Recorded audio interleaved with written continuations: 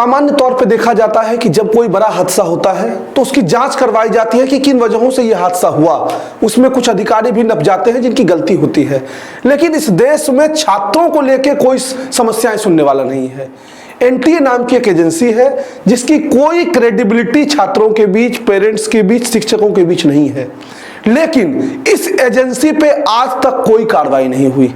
ये एजेंसी लगातार दुर्व्यवस्था में परीक्षाओं का आयोजित कराती है, छात्रों का शोषण करती है, मानसिक उत्पीड़न करती है, लेकिन इसको बोलने वाला कोई नहीं है, कोई इससे प्रश्न पूछने वाला नहीं है। और ये साल दर साल लाखों छात्रों के भविष्य को जो है वो बर्बाद कर चुका है और आने वाले वर्षों में करोड़ों छात्रों के भविष्य को बर्बाद करेगा भी अगर ऐसा ही चलता रहा।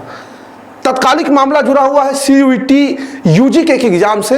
हालांकि ऐसा कोई एग्जाम नहीं जिसमें एनटीए की गड़बड़ी नहीं है, लेकिन कुछ विषयों पे आज आपसे बात करना जरूरी है। वैसे तो कभी भी मेरे बात को, इस बात को लेके नकार दिया जा सकता है। मेरे प्रश्न को सिर्फ एक पॉइंट बोला जाएगा, ये कोचिंग माफिया है। समाज के द्वारा भी बोला जाएगा और सरकार के द्वारा भी बोला जाएगा, और हमारे सवाल को जो है दरकिनार कर दिया जाएगा। लेकिन आप तो शोषण के शिकार हैं, आप क्यों चुप हैं? आपको तो सवाल पूछना चाहिए एनटीए से कि किस अधिकार से वो आपके साथ इतना अन्याय कर रहा है, और कौन है वो लोग जिसकी सह पे एनटीए के ऊपर आज तक कोई कार्रवाई नहीं हुई। अभी देखिए हालिया मामला है एक बच्चे का, और ऐसे कई बच्चे हैं। एक बच्चे की स्क्रीनशॉट मैं बस आपके साथ शेयर कर रहा हूं। इस बच्चे को मेल आया है रात को 1 बजे, 11 जून को ही परीक्षा है। Dear candidate, your examination which was held on 31st May 2023 shift 2 जो आयोजित किया गया था has been rescheduled. Download your admit card for tomorrow. यानी 11 को ये 1 बजे मेल कर रहे हैं, एक्चुअली ये 10 को मान के मेल कर रहे हैं। 11 को ही बच्चे का एग्जाम है और 11 को 1 बजे रात में जो है एनटीए मेल कर रहा है।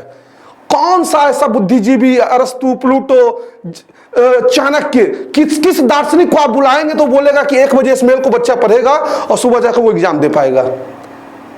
और क्यों आप रिशेड्यूल कर रहे हैं? कौन आपको ये अधिकार दिया कि आप एग्जाम को रिशेड्यूल कर देंगे दोबारा?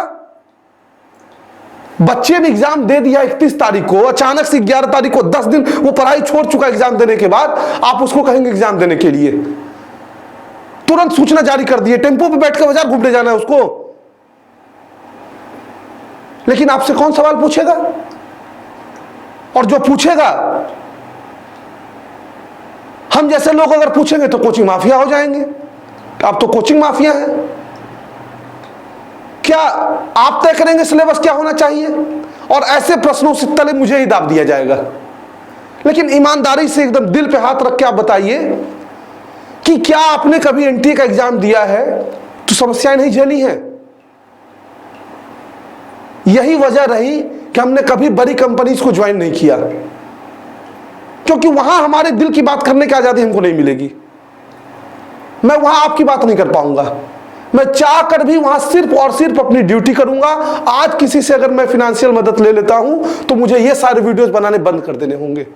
हर साल बनाता हूं ऐसे वीडियोस। क्यों बनाता हूं? इस उम्मीद में बनाता हूं कि इस बार व्यवस्था ठीक हो जाएगी, अगले साल के बच्चे कम से कम नहीं झेलेंगे।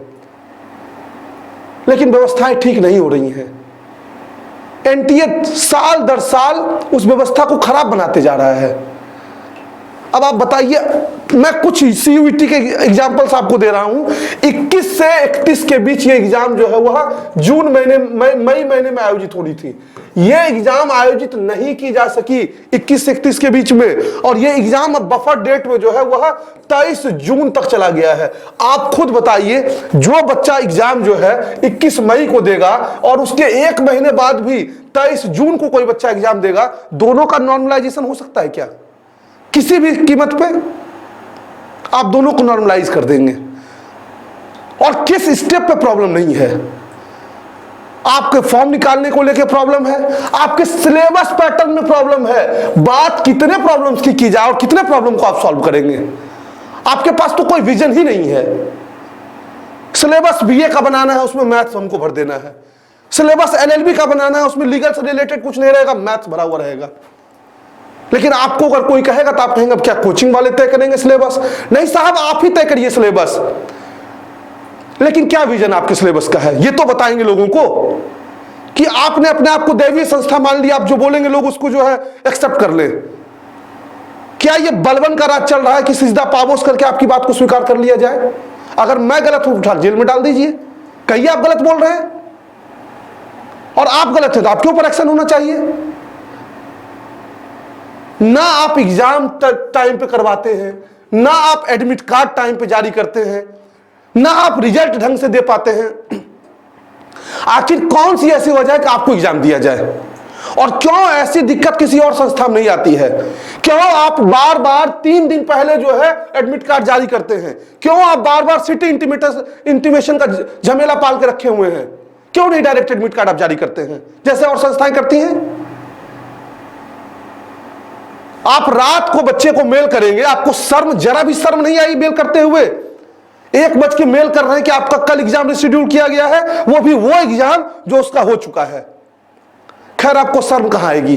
सारे बेशर्म तो एनटीए में भरे पड़े हैं और उनके बच्चे फॉरेन में पढ़ रहे होंगे। छोटे अधिकारी अगर कुछ बोलते होंगे तो सस्पेंड हो जाएंगे, पता भी नहीं चलेगा आम लोगों को। झेलते रहिए। मैं एक वेब सीरीज देख रहा था, असुर। हमको लग रहा है वही जो फाइनल जो असुर है वो आप ही हैं।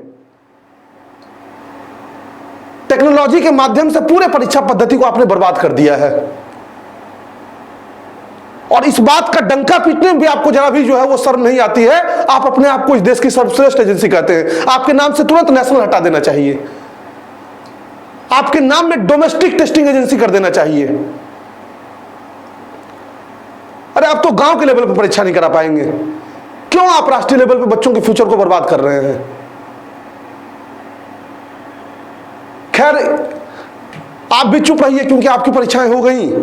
आगे आने वाले समय में आप रिजल्ट को लेकर झेलेंगे, फिर आने वाले समय में हर साल ऐसा ही होगा।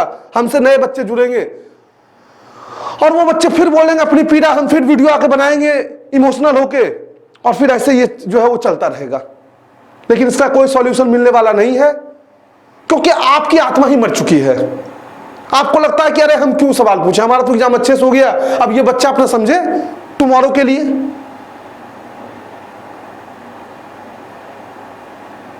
अभी भी समय है। सरकार को चाहिए कि एनटीए के ऊपर करे से करे कदम उठाए और इस एजेंसी में सुधार करे, या तो इस एजेंसी को बंद करे, नई एजेंसी का गठन करे। और आप लोगों को चाहिए कि अगर आपके साथ कहीं अन्याय हो तो किसी की गुलामी मत करिए। आपके अगल बगल किसी के साथ अन्याय हो रहा है, आप एक वीडियो देखें, उसमें अभी एक लड़की की जो है मर्डर की गई, साक्षी वाला मामला था सर ना, साक्षी का लोग पत्थर से जो है वो कूच रहे थे और आपने हजारों प्रतिक्रियाएं दी कि क्या हो गया समाज को, आपको क्या हो गया है? आपके बगल के बच्चे जो हैं वो परीक्षा देने जा रहे हैं रो के, आप क्यों नहीं पूछ रहे? आप क्या उस भीड़ से कम हैं? आप भी उसी भीड़ के हिस्सा हैं। नैतिकता के जो ये चादर ओढ़े समाज जो है ये चल रही है, इसमें गुलामी की एक अवधारणा आ चुकी है। सब किसी न किसी रूप में किसी की गुलामी करने के लिए जो व्याकुल हो चुके हैं।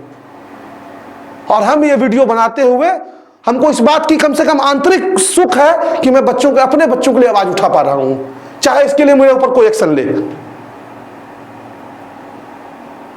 और मैंने आज एनटीए पे खुद से ट्वीट किया, और पढ़िएगा आप इस ट्वीट को एक बार, मैंने क्या इसमें गलत लिखा है।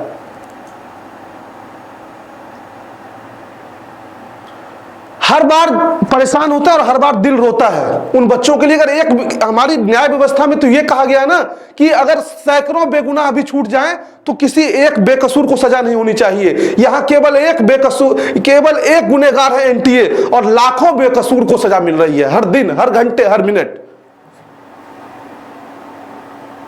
किसी ना किसी चीज से पीड़ित है।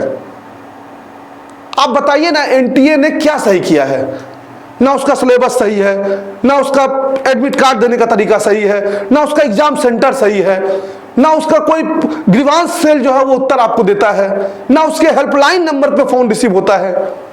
क्या चीज सही है उसकी? हमने बस मान लिया, इस सारी गली व्यवस्था को एक्सेप्ट कर लिया और उसी व्यवस्था में अपने आप को झोंक चुके हैं।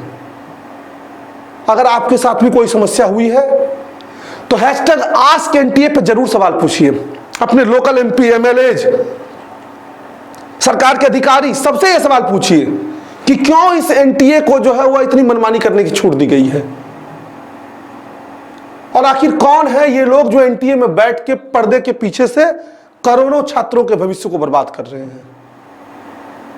आप मेरे ऊपर टैग लगा दीजिएगा कि कोचिंग माफिया है